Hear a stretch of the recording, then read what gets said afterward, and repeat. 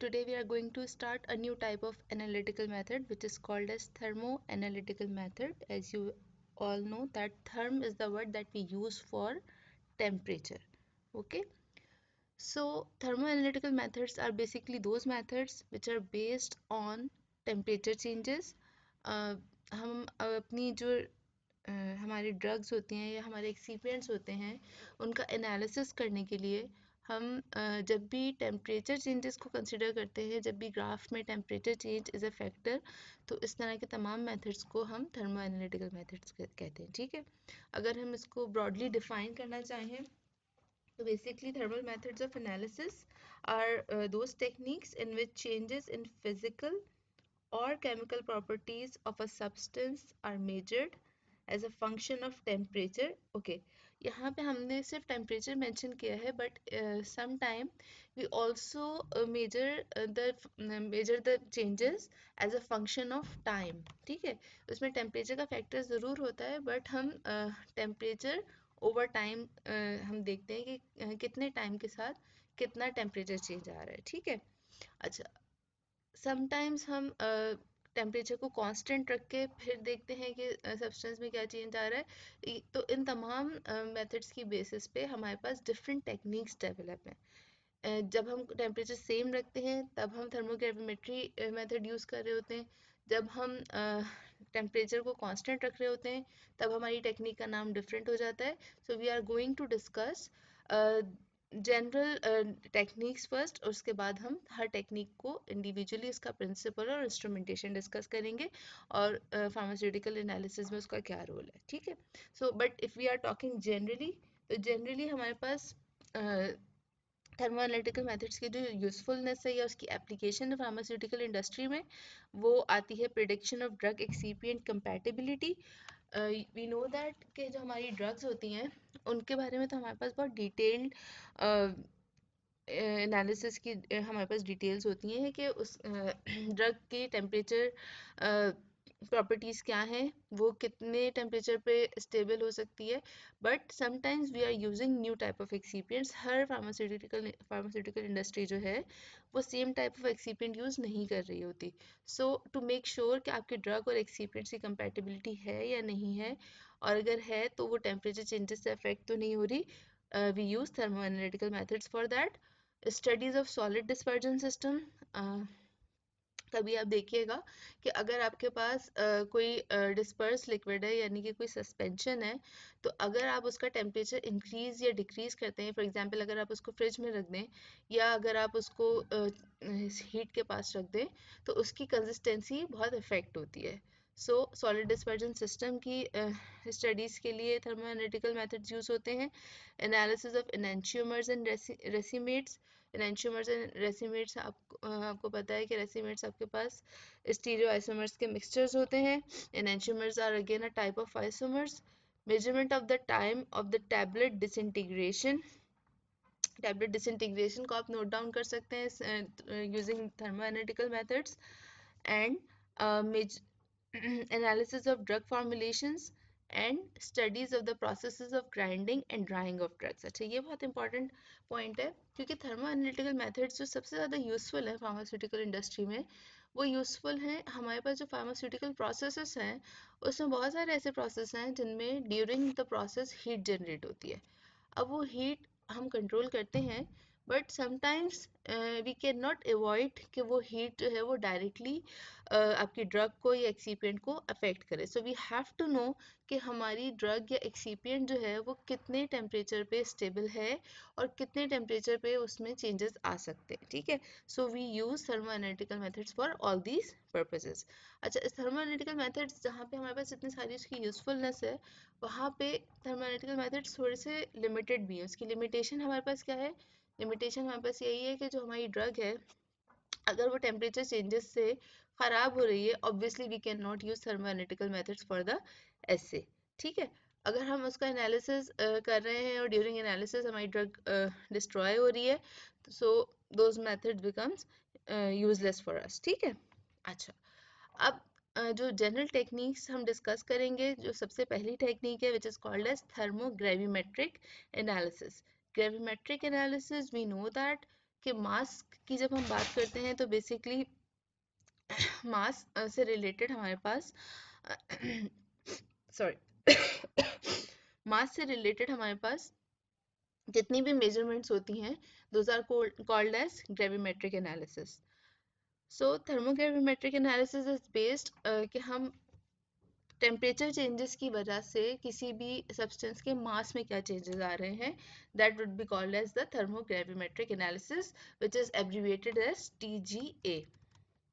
So thermogravimetric analysis or thermal gravimetric analysis is a method of analysis in which the mass of a sample is measured over time as the temperature changes. ठीक है, हम क्या करेंगे, हम सबसे पहले room temperature पर for example हमने अपने सैंपल का मास चेक किया, उसके बाद हम उसको स्लोली उसको हीट प्रोवाइड करते जाएंगे और उसका टेम्परेचर इंक्रीज करते जाएंगे. हमारे पास एक थर्मामीटर होगा that would B recording the temperature of that sample, और हम टाइम नोट करेंगे कि कितने टाइम में वो उसका टेम्परेचर इंक्रीज कर रहा है प्लस उसके मास में क्या चेंज आ रहा है. ठीक है, सो बेसिकली थर्मोग्रेविमेट्रिक एनालिसिस की अगर हम बात करते हैं तो we need a precision balance. Precision balance का काम क्या होगा कि वो टेम्परेचर और एग्जैक्ट उसका मास रिकॉर्ड करे. ठीक है, so it is used to determine a material's thermal stability and its fraction of volatile components by monitoring the weight change that occurs as a sample is heated at a constant rate.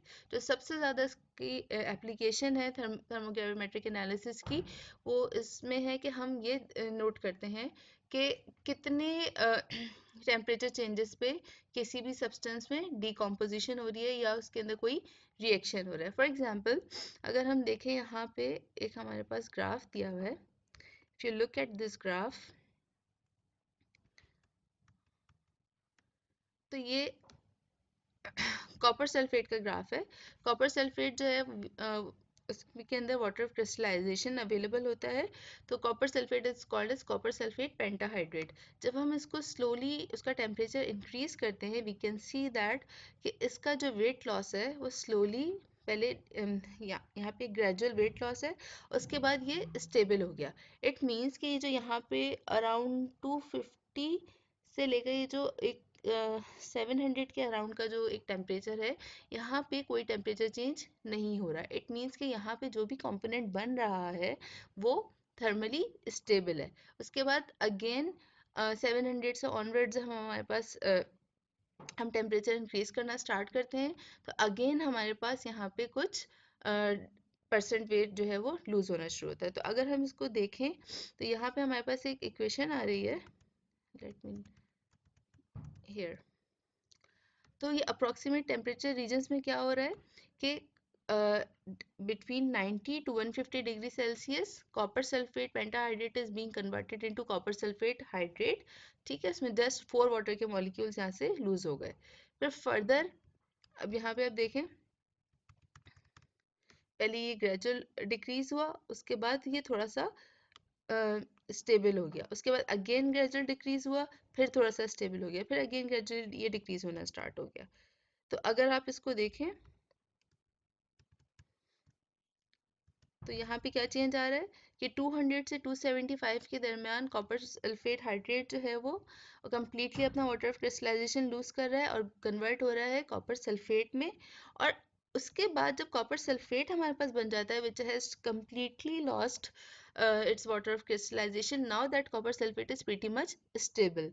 तो 275 से लेकर 700 तक हमारे पास कोई भी decomposition नहीं हो रही. But if we increase the temperature from 700, अब 700 से 900 के बीच में हमारे पास क्या चेंज आ रहा है, copper sulphate is being converted into copper oxide and sulphur dioxide is being produced and oxygen is being produced. ठीक है, अब फर्दर जब आप मजीद उसका टेम्परेचर इंक्रीज करेंगे, now that copper oxide will also decompose, और अब आपके पास कॉपर डाइऑक्साइड और सॉरी और ऑक्सीजन यहाँ पे प्रोड्यूस हो रही है. ठीक है, सो बेसिकली इस सारी इंफॉर्मेशन से हमें क्या पता चलेगा, हमें ये पता चलेगा जो स्टेबिलिटी रेंजेस हैं किसी भी कंपाउंड की वो हमें इस ग्राफ से पता चलेंगी. So thermogravimetric analysis is a very important type of analysis. So thermogravimetric analysis का प्रिंसिपल और इसका इंस्ट्रूमेंटेशन हम डिटेल में आगे डिस्कस करेंगे. Right now we are only discussing the major techniques which we are going to cover in thermoanalytical methods. Okay. Now the next technique is derivative thermogravimetry. अच्छा, derivative thermogravimetry जो है वो thermogravimetric analysis की ही एक type है. Thermogravimetric analysis में जिस तरह से आप time और temperature को नोट डाउन कर रहे होते हैं with respect to mass, इसी तरह से अगर आप देखें तो थर्मोग्राविमेट्रिक एनालिसिस में आपके पास दो तरह के आप इसके अंदर वेरिएशंस कर सकते हैं. एक तो आप इसको कर सकते हैं हाई रेजोल्यूशन थर्मोग्राविमेट्रिक एनालिसिस या high resolution TGA. High resolution TGA से क्या होगा कि ये जो हमने अभी ग्राफ डिस्कस किया था, इस ग्राफ के जो ये वाले पॉइंट्स है ना, जो इतने ज़्यादा यहाँ पे हमें क्लियर नहीं हो रहा है, like this region and this region, ये यहाँ पे इतना ज़्यादा क्लियर नहीं हो रहा. But if you are using a high resolution instrument, तो हाई रेजोल्यूशन इंस्ट्रूमेंट में जो ये वाला पोर्शन है that is going to be enlarge, उसकी डायमेंशंस बड़ी होंगी and we can observe more accurate temperature changes. तो बेसिकली थर्मोग्राविमेट्री जो हाई रेजोल्यूशन टीजीए है उसका प्रिंसिपल सेम रहता है, just instrument has more specificity. ठीक है.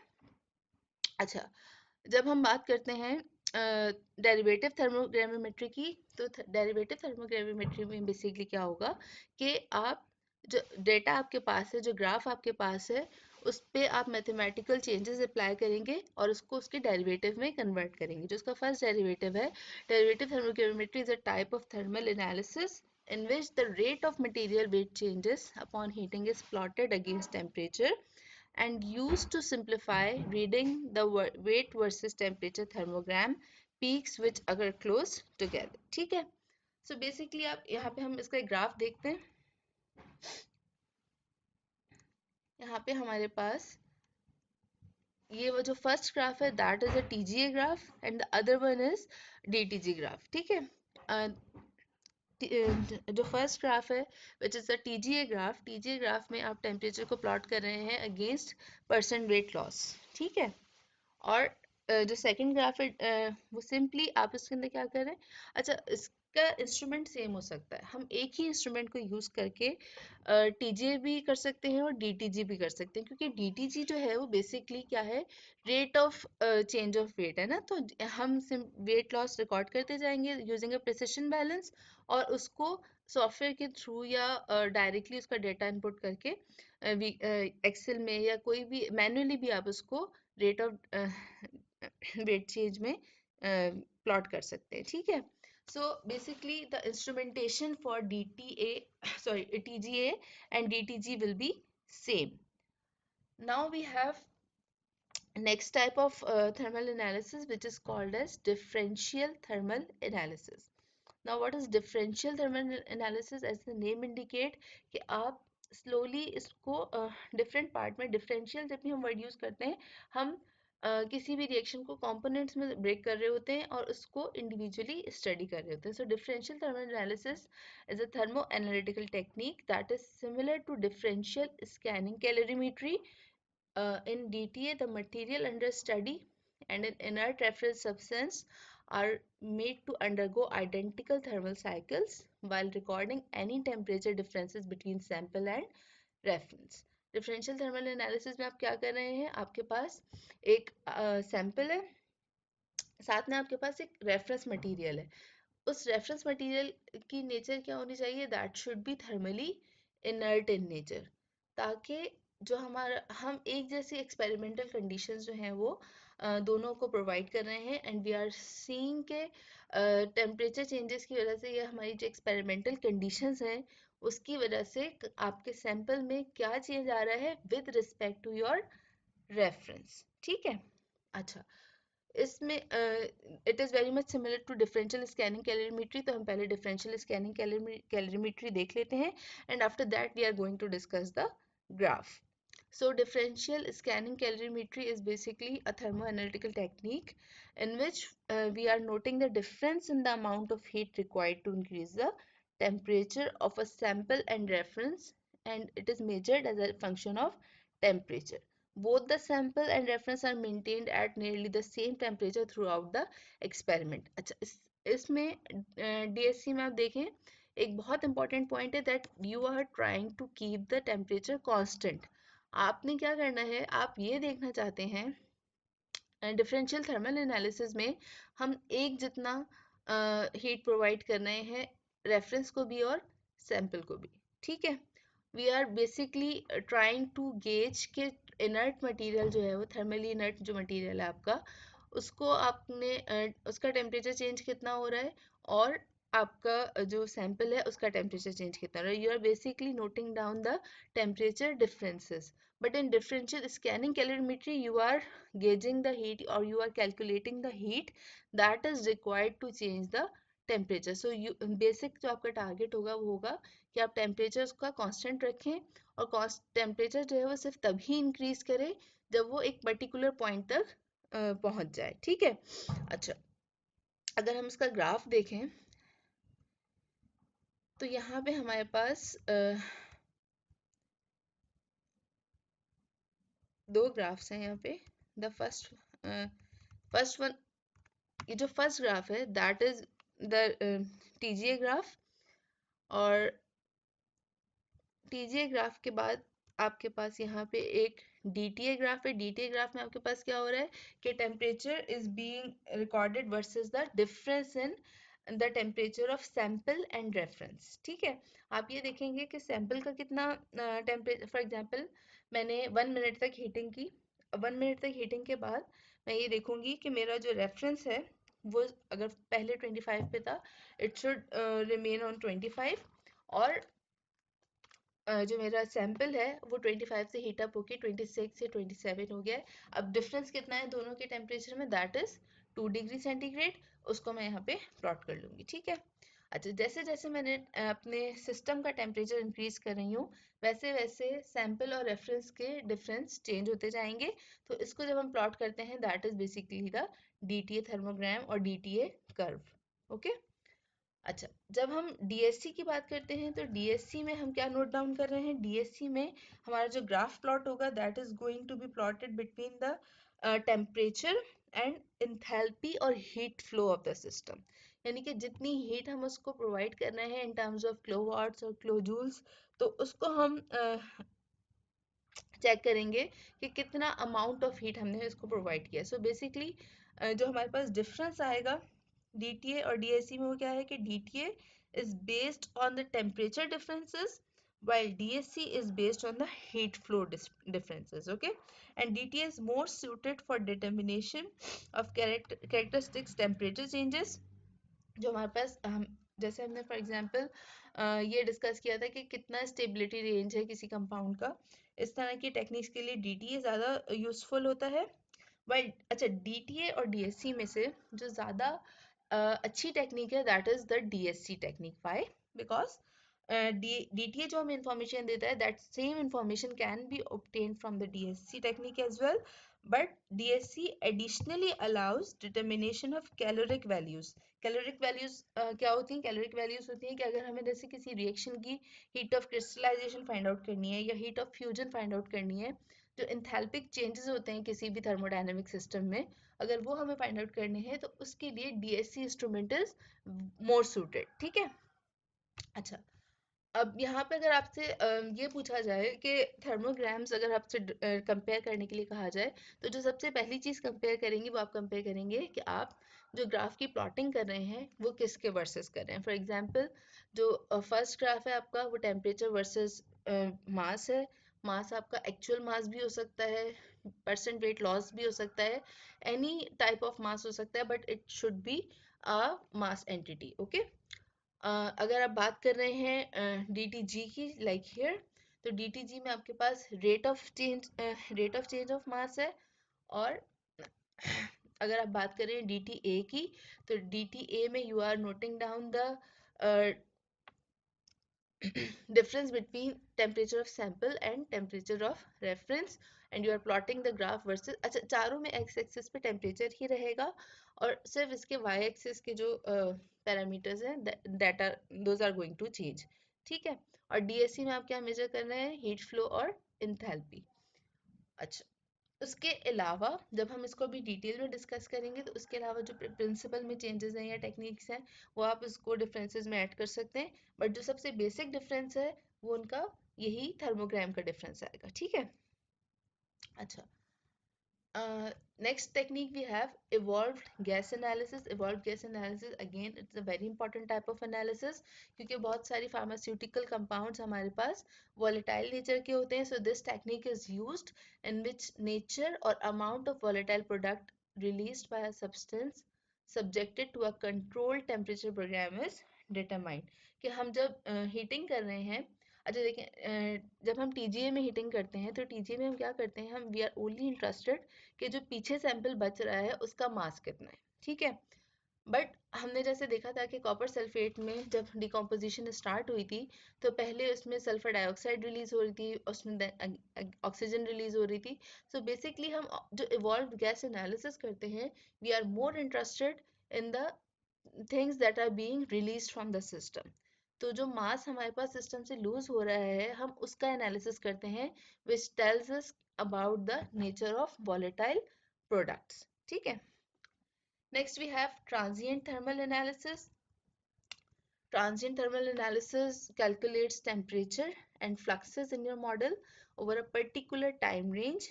For example, the time your model takes to heat up or cool down, the way your model might respond to a time dependent heat load or bulk temperature, or the thermal stresses that develop as a result of temperature changes in your model. जो transient thermal analysis है that is very much important for predicting the or conducting the studies of pharmaceutical processes such as drying और grinding. हमारे जो processes हो रहे होते हैं वो टाइम प्रोसीजर्स होते हैं। फॉर एग्जांपल अगर हमें ड्राइंग करनी है, वी नो कि हमें कितने मिनट तक ड्राइंग करनी है, तो ट्रांजिएंट थर्मल एनालिसिस के थ्रू हम ये देखते हैं कि उतने टाइम में हमारा जो फार्मास्यूटिकल सैंपल है वो उसमें क्या चेंजेस आ रहे हैं। So transient thermal analysis is very much important for that. Next we have an important term that is thermal conductivity. Thermal conductivity जितनी ज़्यादा किसी भी sample की होगी that is going to affect the sample characteristics more. तो thermal conductivity को हम denote करते हैं K से and it refers to the intrinsic ability of a material to transfer or conduct heat. अच्छा, इसमें thermal conductivity की जो हमारे पास वैल्यूज़ हैं वो हमारे पास पैकेजिंग मटेरियल में भी बहुत ज़्यादा इम्पॉर्टेंट है। तो thermal conductivity of packaging material is very much important कि पैकेजिंग मटेरियल की थर्मल कंडक्टिविटी कम होनी चाहिए ताकि वो हमारे प्रोडक्ट को ज़्यादा हीट ट्रांसफ़र ना दे, ठीक है। So it is one of the three conductivity is basically one of the three methods of heat transfer. Heat transfer के आपको पता है तीन methods होते हैं, conduction, convection and radiation. Conduction क्या होती है जब डायरेक्ट कांटेक्ट के थ्रू हीट ट्रांसफर हो रहा होता है, कन्वेक्शन जब वेव्स के थ्रू हो रहा होता है, और रेडिएशन कन्वेक्शन जो है वो जब सब्सटेंस जो हीट अप होती है वो खुद एक जगह से दूसरी जगह ट्रेवल करके चली जाए, और radiation is basically the transfer of heat through wave nature, ठीक है। तो थर्मल कंडक्टिविटी अगर हम कैलकुलेट करना चाहें किसी भी कंपाउंड की, सॉरी किसी भी मटेरियल की, तो उसके लिए हमारे पास जो फॉर्मूला है that is K is equal to Q D upon A delta T, where K is the thermal conductivity, Q is the amount of heat transferred, D is the distance between two isothermal planes, E is the area of the surface and delta T is the changes in temperature, ठीक है। इसको हम numerically अभी apply नहीं करेंगे अपने इस particular course में, लेकिन यू शुड नो कि थर्मल कंडक्टिविटी कौन कौन से पैरामीटर्स पे डिपेंड करती है। सो अमाउंट ऑफ हीट जितनी डायरेक्टली डिपेंडेंस जो होगी वो जितने भी न्यूमरेटर में आपके पास क्वांटिटीज हैं वो डायरेक्टली डिपेंडेंट है थर्मल कंडक्टिविटी पे, और जो आपके पास डिनोमिनेटर में एंटिटीज हैं वो इन्वर्सली प्रोपोर्शनल है, ठीक है। सो अगर हम जितना अमाउंट ऑफ हीट ज़्यादा होगा उतनी ही थर्मल कंडक्टिविटी भी ज़्यादा होगी। Distance between two isothermal planes, दो एक जितने प्लेन्स के बीच में जितना डिस्टेंस ज़्यादा होगा अगेन थर्मल कंडक्टिविटी उतनी ज़्यादा होगी, क्योंकि सेम टेम्परेचर पर अगर कोई चीज़ है तो थर्मल कंडक्टिविटी उसमें लाइक अगर सेम टेम्परेचर पे आपके पास दो पॉइंट्स हैं तो इजीली टेम्परेचर फ्लो बढ़ जाएगा, ठीक है। अच्छा, एरिया ऑफ द सरफेस जितना ज़्यादा होगा थर्मल कंडक्टिविटी उतनी कम हो जाएगी आपकी। चेंज इन टेम्परेचर जितना ज़्यादा होगा, अगेन थर्मल कंडक्टिविटी आपकी रिड्यूस हो जाएगी। ठीक है। अच्छा अच्छा, एक चीज़ इम्पॉर्टेंट है कि वी आर नॉट सेइंग कि इंक्रीज इन टेम्परेचर कितना होगा, वी आर जस्ट डिस्कसिंग के पॉइंट ए और पॉइंट बी के बीच में जितना ज़्यादा टेम्परेचर चेंज होगा, दोनों के बीच में टेम्परेचर डिफरेंस जितना ज़्यादा होगा, उतना ही आपकी थर्मल कंडक्टिविटी जो है वो रिड्यूस हो जाएगी, क्योंकि हीट लॉस जो है वो इंक्रीज हो जाता है। ठीक है।